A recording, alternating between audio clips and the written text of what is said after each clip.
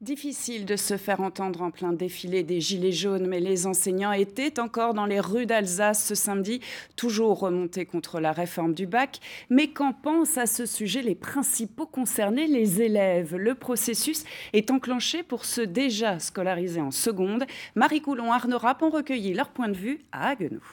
C'est une source d'angoisse parce que on doit choisir trop vite, on est trop jeune et je pense que on ne peut pas encore voir l'avenir, on n'est pas assez mature pour moi encore pour voir plus loin que le lycée. Cette réforme, elle est un peu inutile parce que en fait, c'est pour recréer les anciennes filières au final. Parce que beaucoup vont prendre les matières scientifiques, les matières littéraires.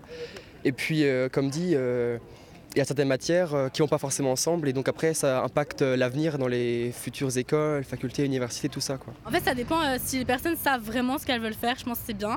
Parce que du coup, ça permet d'aller vraiment cibler les matières. Après, quand les personnes ne savent pas trop ce qu'elles veulent faire, c'est un peu plus compliqué de choisir exactement les matières dans lesquelles tu te sens bien et tu as envie d'approfondir dedans. Ce sera inégalitaire parce que notre lycée, je crois qu'il propose 10 spécialités et il y en aura d'autres lycées dans des régions plus défavorisées qui pourront en avoir moins. Et puis s'il y en a qui devront prendre leur lycée ou leur spécialité seront disponibles dans des lycées plus éloignés, ils n'ont peut-être pas les moyens de se déplacer. Moi, je voulais plutôt me lancer sur une école d'ingénieur après. Et ici, il n'y aura pas l'option sciences de l'ingénieur.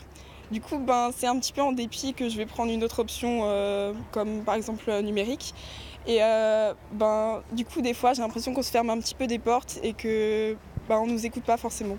Ça impose un stress supplémentaire aux élèves pour l'année prochaine. De plus, les programmes restent extrêmement vagues pour ce que les professeurs autant que pour les élèves.